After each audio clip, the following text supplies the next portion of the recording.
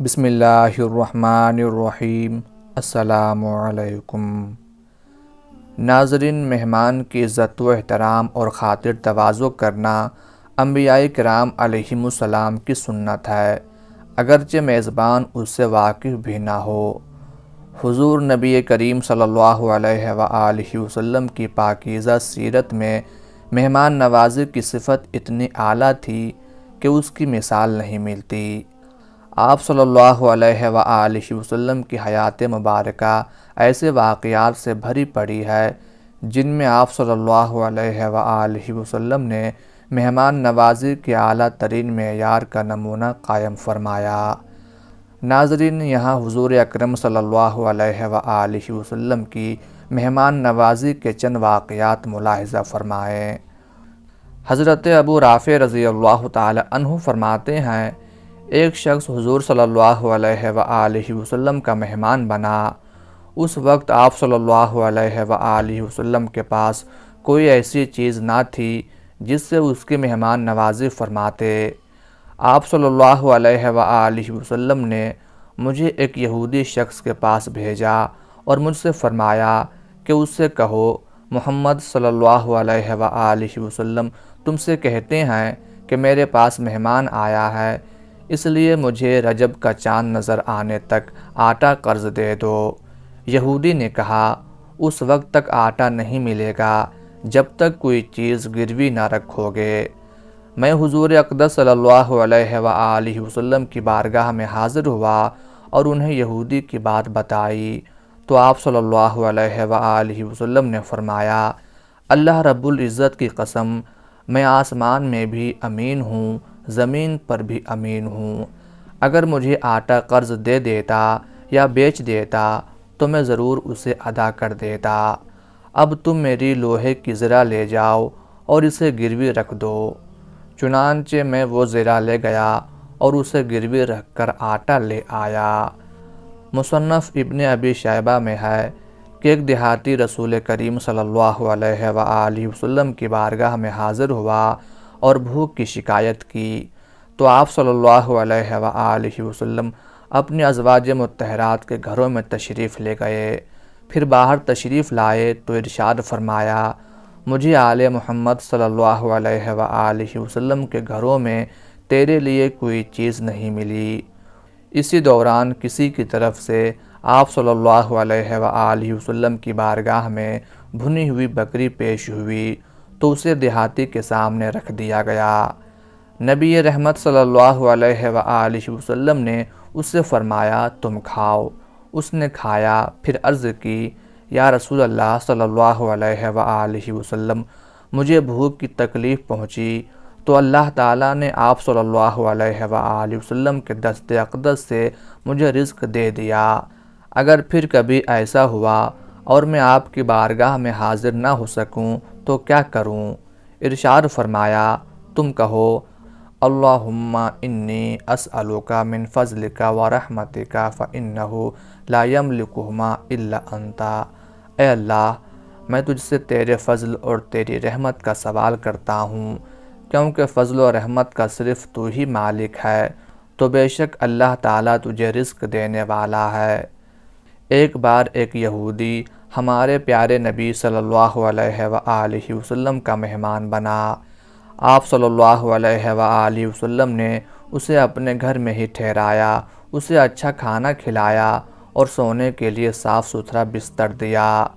یہودی ہمیشہ سے مسلمانوں کے دشمن رہے ہیں۔ یہ یہودی بھی حضور صلی اللہ علیہ وآلہ وسلم کو ستانے کا ارادہ لے کر آیا تھا۔ اسے رات کا کھانا کھلا کر حضور صلی اللہ علیہ وآلہ وسلم اپنے حجرے میں تشریف لے گئے تو اس نے بستر پر پیشاب کیا، گندگی پھیلائی اور صبح ہونے سے پہلے بھاگ گیا۔ صبح ہونے پر حضور صلی اللہ علیہ وآلہ وسلم مہمان کا حال پوچھنے تشریف لائے تو یہودی کی شرارت کا حال معلوم ہوا۔ آپ صلی اللہ علیہ وآلہ وسلم چاہتے تو سوار بھیج کر اس شریر یہودی کو گرفتار کروا سکتے تھے، لیکن آپ صلی اللہ علیہ وآلہ وسلم نے صبر کیا اور اپنے مبارک ہاتھوں سے بستر صاف کرنے لگے۔ اب اللہ کا کرنا کیا ہوا کہ جس وقت یہودی وہاں سے بھاگا تو گھبراہٹ میں اپنی تلوار وہیں بھول گیا۔ راستے میں تلوار کا خیال آیا تو واپس پلٹا کہ شاید ابھی وہاں کوئی نہ آیا ہو جہاں مجھے ٹھہرایا گیا تھا، اور دیوار کے اوپر سے اندر جھانکنے لگا۔ یہ وہ وقت تھا جب اللہ کے رسول صلی اللہ علیہ وآلہ وسلم اپنے مبارک ہاتھوں سے بستر دھو رہے تھے۔ یہودی کی اپنی قوم کے سرداروں کا یہ حال تھا کہ غرور کی وجہ سے وہ اپنا جوتا بھی خود صاف نہ کرتے تھے، اپنا معمولی سے معمولی کام بھی غلاموں اور کنیزوں سے کراتے تھے، اور یہاں دونوں جہانوں کے سردار گندے بستر کو اپنے مبارک ہاتھوں سے دھو رہے تھے۔ یہودی کے دل پر اس بات کا بہت اثر ہوا اور اسے یقین آ گیا کہ حضور صلی اللہ علیہ وآلہ وسلم ضرور اللہ کے سچے رسول ہیں۔ کسی معمولی آدمی کا اخلاق اتنا اچھا نہیں ہو سکتا۔ وہ بے اختیار پکار اٹھا، یا رسول اللہ، مجھ سے سخت غلطی ہوئی، میں معافی مانگتا ہوں اور کلمہ پڑھ کر سچے دل سے مسلمان ہوتا ہوں۔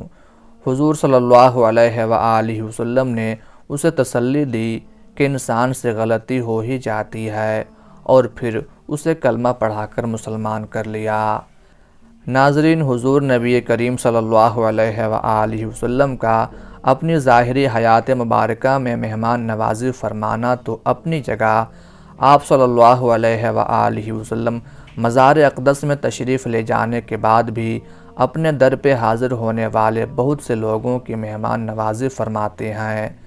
چنانچہ حضرت ابو الخیر حماد بن عبداللہ رحمۃ اللہ علیہ فرماتے ہیں، ایک مرتبہ جب میں مدینہ منورہ گیا تو مسلسل 5 دن کا فاقہ تھا، 5 دن سے ایک لقمہ بھی نہ کھایا تھا، اب جان لبوں پر آ چکی تھی۔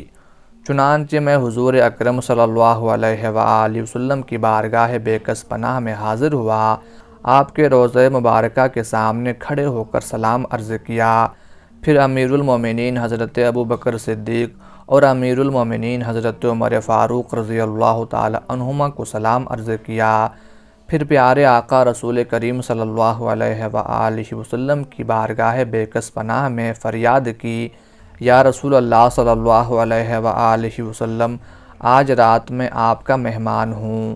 اتنا کہہ کر میں آپ صلی اللہ علیہ وآلہ وسلم کے ممبر شریف کے پیچھے جا کر سو گیا۔